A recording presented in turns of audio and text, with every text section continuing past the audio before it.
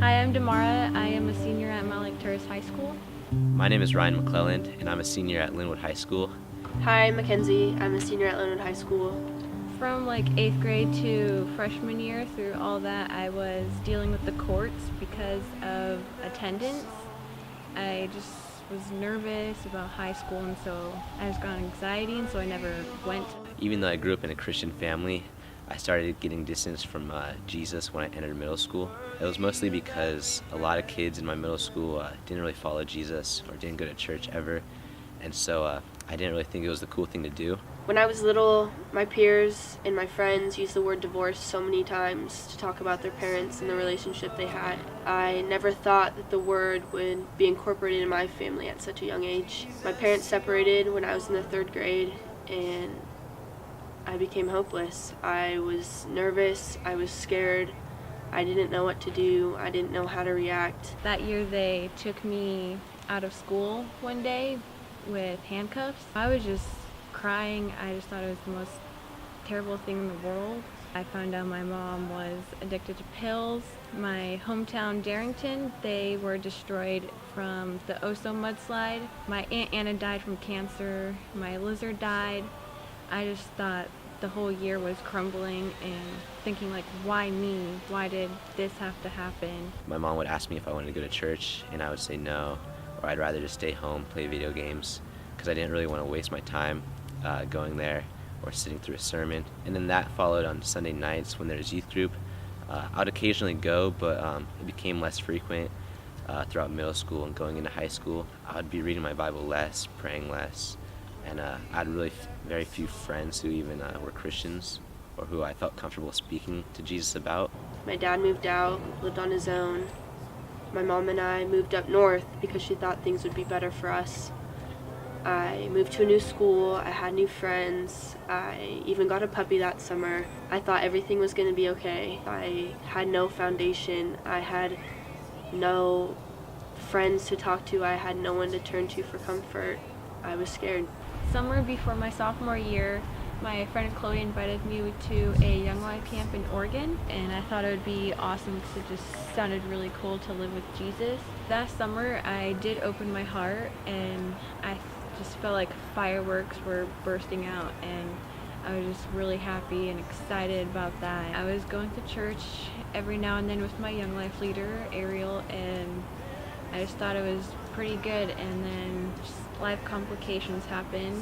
My mom, she got a little more obsessed with her addiction. She just started stealing from her husband. I was living with my friends. I thought I had like a good foundation with God and Jesus, but then it just kind of just all got shooken up that year. So it was the end of my freshman year when my older brother told me about this thing called Young Life.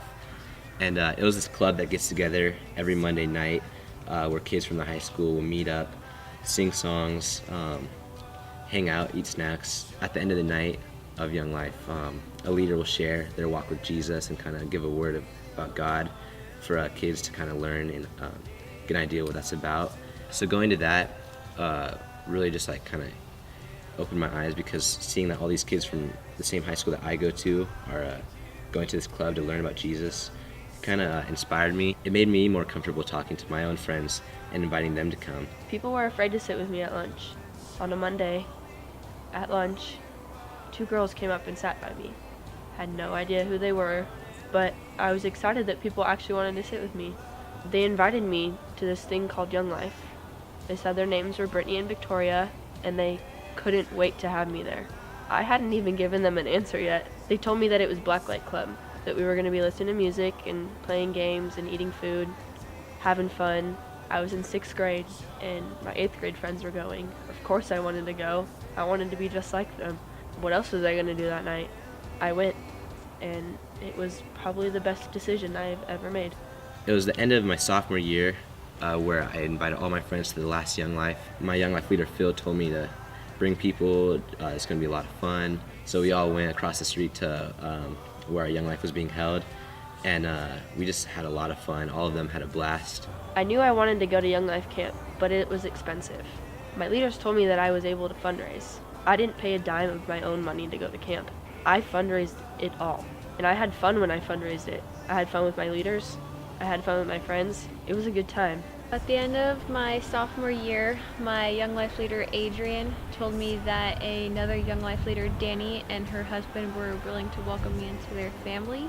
At the end of that year, I moved in with them. I was nervous, scared, because I didn't know who they were exactly. But now I feel like I have another family. They showed this video for a Young Life camp that was going to take place this summer in Oregon, and it looked like it was going to be amazing. We figured that the whole summer we were going to try to save up and do fundraisers and do whatever we could to raise the money to go to this camp.